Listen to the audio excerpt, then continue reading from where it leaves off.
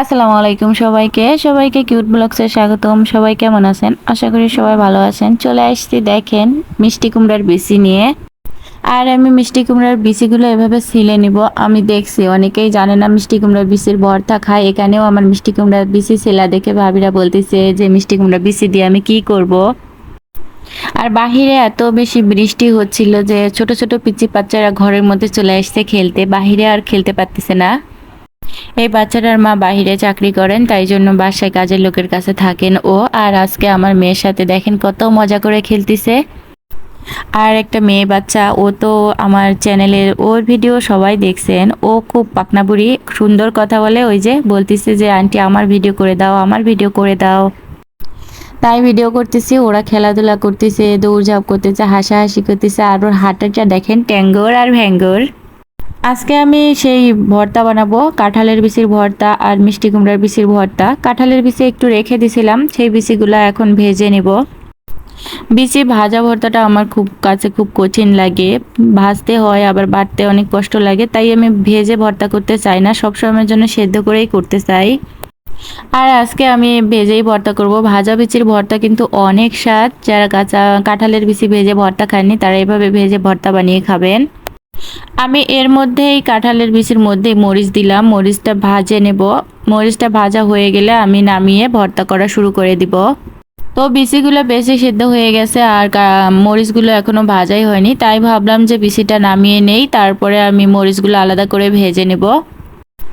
এখন আমি কাঁচা মরিচগুলো কড়াইয়ের মধ্যে দিয়ে আলাদা করে ভাজবো, আর এদিকে আমি বিচিগুলো ছিলে নেব। তার জন্য আমি পোতাটা দিয়ে শিলপাটার বিচিগুলো আগে থেতলে নেব। মরিচের দাম এত বেশি বেড়ে গেছে যে খাওয়ার সময় দুইবার করে ভাবতে হয়। এখন আর ঝাল খেতে ইচ্ছে করে না, কারণ এত কাঁচা মরিচের দাম বেড়ে গেছে, ঝাল খাবো কিভাবে। আর এদিকে রসুনও দিয়ে দিচ্ছি, কারণ আমি ওই যে মিষ্টি কুমড়ার বিচির ভর্তা বানাবো সেখানে রসুন দেওয়া লাগবে, তাই জন্য আমি রসুনও দিয়ে দিচ্ছি। রসুনটাও ভাজা হয়ে যাক।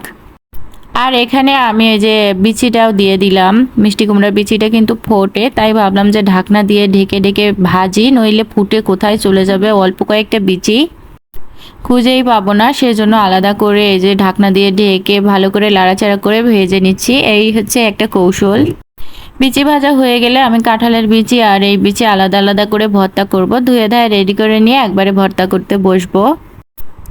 এখন আমি বিচিগুলো দেখি বিচিগুলো ভাজা হয়ে গেল কিনা। বিচিগুলো ভাজা হয়ে গেছে, কিন্তু তাও হালকা হালকা পুড়তেছে, তাই এরকম করে ভাজা শুরু করে দিলাম। আর এদিকে লবণ দিয়ে আমি এখন বিচিটা ভর্তা করব। কাঁঠালের বিচি শুধু কাঁচা মরিচ দিয়েই ভর্তা করি আমি, অন্য কিছু দেই না। রসুন টসুন দেই না, কিন্তু পেঁয়াজ দেব, সরিষার তেল দেব। এখন আমি কাঁঠালের বিচিগুলো থেতলে নিব। এরকম করে থেতলিয়ে থেতলিয়ে নিয়ে তারপরে আমি ছিলে ছিলে বাটনের মধ্যে দিয়ে আমি ভর্তাটা করে নেব। তা দেখেন আমি এরকম করে থেতলে নিচ্ছি, ভালোই হচ্ছে। বিচিগুলো খুব সুন্দর সেদ্ধ হয়ে গেছে। আর দেখেন বিচিগুলো অনেক সুন্দর, ছোচাগুলো অটোমেটিকলি উঠে যাচ্ছে। আমি খালি হাত দিয়ে ছোচাগুলো খসাবো আর বিচিগুলো নেব বাটনের মধ্যে। ভালো কিছু খেতে চাইলে একটু তো কষ্ট স্বীকার করাই লাগবে। যাই হোক, কষ্ট হলেও কি, এরকম বিচিগুলো কয়েকবার একটু মুখে দিছি, এত ভালো লাগতেছে, মনে হয় যে ভর্তা না বানিয়ে খালি মুখে বসে বসে খাই। এই সিজনে আমার এই ভাজা বিচির ভর্তা মনে হয় 2 দিন খাওয়া হলো। তাছাড়া আমি সেদ্ধ বিচির ভর্তাই বেশি খাইছি। তারপর ছোচাগুলো ছিলে ছিলে আমি নিচ্ছি। একা হাতে কাজ করা বোঝে নিত, যদি অন্য কেউ থাকতো তাহলে ছিলে দিত, আর আমি এরকম করে আমার বাটনের মধ্যে সেনে নিতাম। একা হাতে কাজ করি, একা হাতে ভিডিও করি, একা হাতেই সব করি, একা একা থাকি, একা একা খাই। খাবার বেলায় কাউকে না পেলে আবার একা একাই তো করাই লাগবে। তো দেখেন আমার ভর্তা হয়ে গেছে প্রায়। আমি এখানে এখন পেঁয়াজ দিয়ে দিব, আর দিয়ে দিব সরিষার তেল। পেঁয়াজটা আমি বেশি করেই দেবো, কাঁঠালের বিচির ভর্তার মধ্যে বেশি পেঁয়াজ দিলে ভর্তাটা অনেক ভালো লাগে খেতে। পেঁয়াজ দেওয়ার পর আমি পেঁয়াজগুলো আবার একটু এখানে ভালো করে বেটে নিব। আমি কিন্তু হাত দিচ্ছি না, দেখেন অনেকে আছে হাত দিয়ে ভালো করে মেখে নেয়, আমি সেটা করব না। হাত দিয়ে মাখলে আমার কেমন জানি রুচির বাইরে লাগে খেতে। আর তবে ভর্তাটা কিন্তু আমি হাত দিয়েই বাটির মধ্যে তুলে নেব। কাঁঠালের বিচির ভর্তাটা হয়ে গেলে আমি এই বাটনের মধ্যেই আবার মিষ্টি কুমড়ার বিচির ভর্তাটাও বানাবো। আর হ্যাঁ, কারা কারা আমার মতো ভর্তা লাভার আছেন তারা অবশ্যই কমেন্ট করে জানাবেন। আর আমার ভিডিওগুলো আপনাদের কেমন লাগে অবশ্যই সেটাও কমেন্ট করে জানাবেন। চ্যানেলটাকে ভালো লাগলে একটা সাবস্ক্রাইব করে দিবেন, ভালো লাগলে লাইক করে দিবেন। কে কোথা থেকে ভিডিও দেখতেছেন সেটা অবশ্যই কমেন্ট করে জানাবেন। আর আমাদের এদিকে এত বেশি বৃষ্টি হচ্ছে যে কিছুই ভালো লাগতেছে না। বৃষ্টির দিনে ভর্তার ভাত খুব ভালো লাগে, গরম ভাত, গরম গরম ভর্তা। তো আমি এই যে বিচির ভর্তা এরকম করে বানিয়ে নিচ্ছি। মিষ্টি কুমড়ার বিচির পরিমাণ অনেক কম হয়, আর ভর্তা বানাইলে ভর্তাটা নিয়ে কাড়াকাড়ি লেগে যায় আমাদের মধ্যে। তারপরেও ভর্তা বানাই, খাই অল্প করে, স্বাদ লাগে ওই জন্য। এই ভর্তার মধ্যে কিন্তু আমি কোনো প্রকার সরিষার তেল দিব না।